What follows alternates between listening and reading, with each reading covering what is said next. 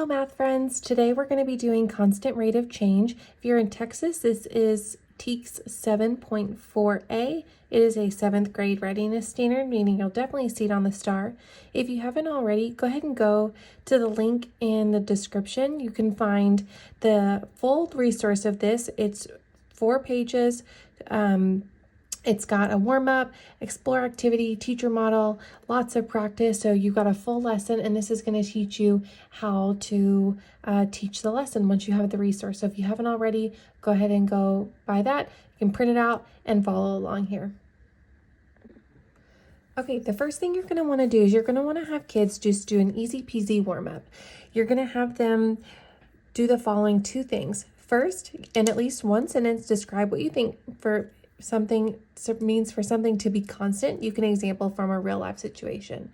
The second is take a guess what a graph would look like if it represented a race car driving at a constant speed. So you're going to go ahead and give the kids about 2 minutes to do this. Tell them there's no wrong answers right now. They're just trying their best, and give them 2 minutes. Go. Okay, so after they've had a minute, you're going to go through the answers. The first one over here, the answers can vary. Kids can talk about running at the same speed. They can talk about spending the same amount of money every day. So lots of answers here. You can take whatever answers just to start getting them thinking. The correct answer for this is, since this is time and distance, as time increases, distance is going to increase by the same amount. You'll see a lot of kids probably put this line, which this is wrong, but that is a good conversation to get them starting to think about what a constant rate of change looks like when it comes to a graph like this. So the first thing you're going to do is you're going to show them the steps of, if I have a table, how I'm going to check to see if this is constant rate of change. So the first thing I'm going to do is I'm going to write each of these sets as a fraction. I have 10, 4 right here, x and the y value. So I'm going to do y over x, which gives me 4 over 10. I'm going to do the same thing over here. I've got 20, 8, which will be 8 over 20. Then I'm going to do the rest. 35, 14, which would give me 14 over 35. And next I have 45, 18, which would give me 18 over 45. The next thing I'm going to do is I'm going to simplify each fraction by dividing by the greatest common factor. So I've got 4/10 here, and I'm going to simplify each of these by 2, gives me 2 over 5. Next I have 8 over 20. I can divide both of those by 4, which is going to give me 2 over 5. The next thing I have is, next fraction I have is 14 over 35. I can divide both of these by 7, which gives me 2 over 5. And the last one is 18 over 45, and I can divide both of those by 9, which gives me 2 over 5. You can ask students, what do you notice about all the simplified fractions? All of the simplified fractions are the same ratio. So that means that I notice that since they are all simplified fractions that are the same, this can be considered a constant rate of change. However, I also need to check, this is another way to check, that I need to find the change between the x values and the y values. So let's go and do this here. I have a sample here. I've got 10 to 20 is plus 10. 10 to 35 is plus 15. 35 to 45 is plus 10. And then I've got 4 to 8 is plus 4. 8 to 14 is plus 6. And 14 to 18 is plus 4. So if I were to write each of these, change in y over change in x, I would have 4 over 10. Then I would have 6 over 15. Then I would have 4 over 10 again. I can simplify each of these.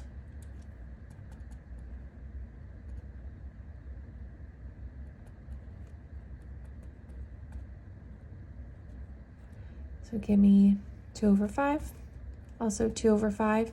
And I can then simplify both of these by 3, which would give me 2 over 5. This also means that my change in y over my change in x will be the same for every single change between sets of numbers. So the two ways I can check that if it is constant rate of change, I can check to see are each of the sets of numbers, y over x, are each of those rates the same? And then I can check, are my change in y over my change in x the same rate as well? Since both of these things are true, this is a constant rate of change. Oops, I have a hard time spelling. And the constant rate of change for this set of numbers would be 2 over 5. And that's two ways to check it there. So the first key point you're going to tell students, constant rate of change means that the difference between the y values and the x values will always be the same when given a set of numbers. The example we just saw was 2/5. There's different ways we're going to see rate of change. We're going to see it with words here. We're going to see it with graphs here. We're going to see it with tables and an equation. In the equation that we're going to the format we're going to use is y equals k times x, where k is the constant rate of change.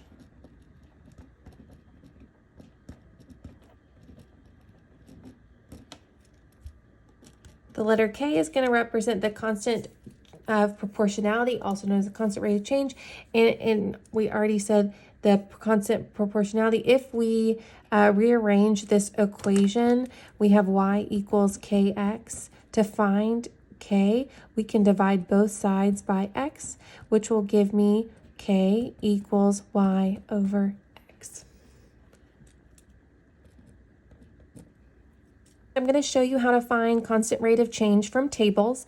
The first thing that I always like to do is I like to have some criteria for success, so the kids have a checklist to see what I'm doing, why I'm doing it, and then that helps them when they're working to have a checklist as well. It helps you to give really helpful feedback. So the criteria for success here is we're going to find the rate of change between the x values, find the rate of change between the y values. We're going to simplify that rate, and then we're going to compare, and if they are all the same, it is a constant rate of change. So I'm going to do the first one with students, and I'm going to use this criteria for success to help me. The first thing I'm going to do is I'm going to find my rate of change for all of my x values. I have +3, +2, +5. Next, I have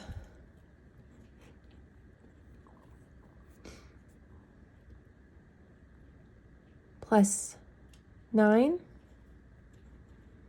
+6, +15. Okay, the next thing I'm going to do is I'm going to rewrite each of these. Remember, we're going to write it as y over x to find the constant of proportionality. So I'm going to write 9 over 3, then I'm going to write 6 over 2, then I'm going to write 15 over 5.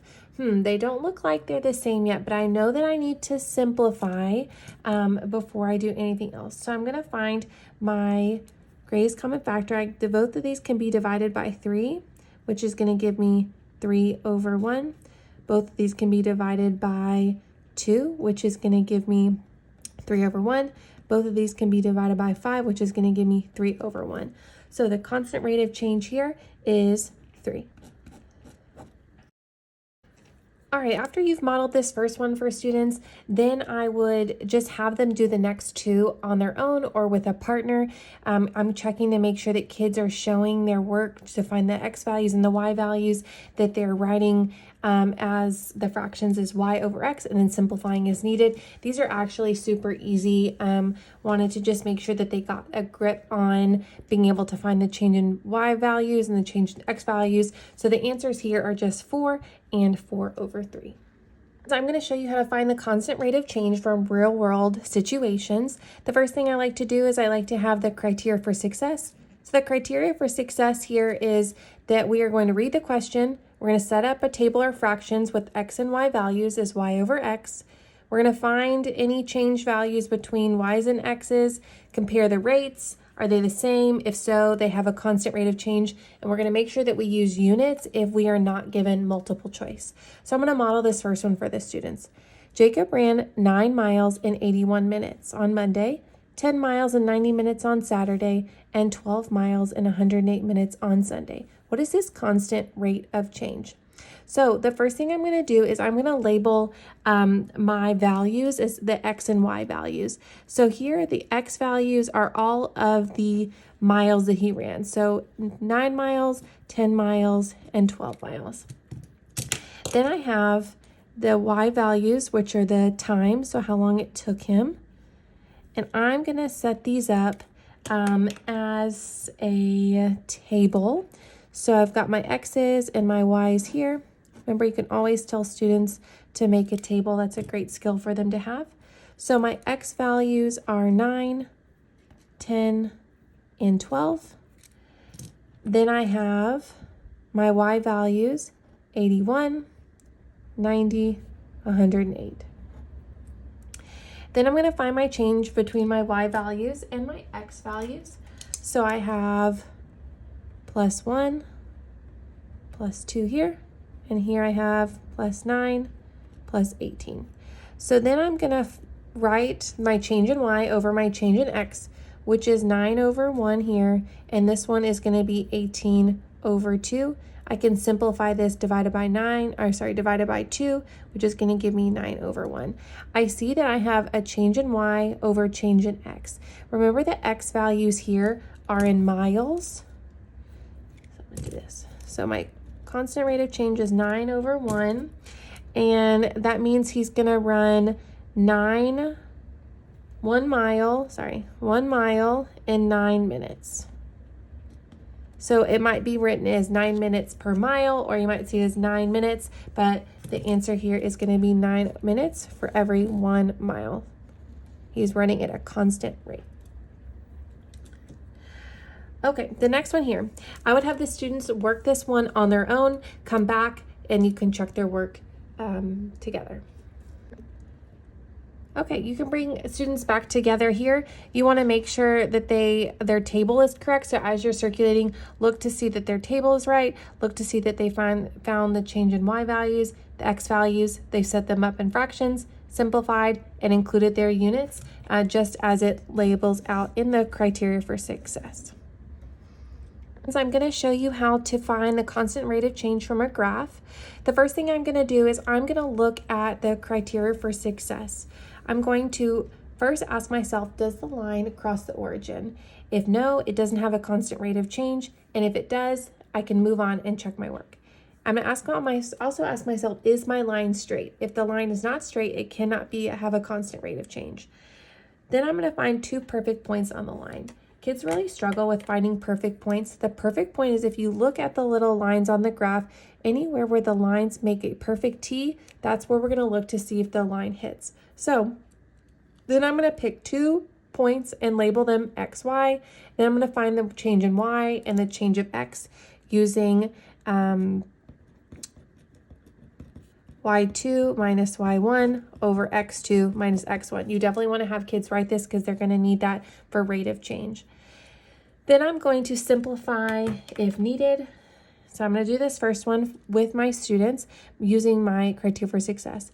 Does it go through the origin? Yes. Is it a straight line? Yes. So I need to then find 2 perfect points. So here I have 2, 6, and I have 5, 15. There's actually some more here, so you can use any of these, which you can tell students you can use any of these and that's fine. You can use the first one and the last one or the middle 2. It actually doesn't matter because it should simplify to be the same if you do it correctly. So I'm just going to pick 2, 6, and then I'm going to pick 4, 12. I'm going to label these X1, Y1, X2, Y2. Then I'm going to write change in Y over change in X. It's Y2 minus Y1 over X2 minus X1. Then I'm going to plug in my values, which is going to give me Y2 is 12, Y minus Y1, which is 6. Then I have x2, which is 4, minus x1, which is 2. Then I'm going to simplify. 12 minus 6 is 6. 4 minus 2 is 2. I can divide both of these by 2, gives me 3 over 1, or 3. So my rate of change here is 3, and it is a constant rate of change because it is a straight line and it goes through the origin. Then I'm going to have kids do this next one on their own or with a partner, and then I'm going to circulate and check to see if their work matches mine to give them pen to paper feedback. Okay, I picked 2 points. I picked 9,4 and 18,8, then plugged in for y2 minus y1 over x2 minus x1, and I got 4 over 9, and it is absolutely okay that it's a fraction, and so that will be my constant rate of change for this second graph here. All right, the last thing we have here is some practice. This is a mix of word problems and tables. These last two are pulled from STAR practice problems, so you make sure you want to get to those. So I'm going to give kids about 10 minutes to work on these. I think it'd be good if they could work independently, then you can come back and check work all together. Okay, once you've given kids time to practice, definitely let them check their answers. These are a little bit more tricky up here because you have to do some simplifying and division, but I think that with given a little bit of extra space and a little bit of extra time, kids can definitely do this. If you need to do a quick reminder about dividing decimals, definitely do that. The tables, I think, are pretty straightforward, and it should make you feel confident that this is the rigor that they're going to be seeing on the STAR exam. All right, that's the end of the lesson. Thanks for following along as we did constant rate of change. I hope you have a great lesson. See you next time.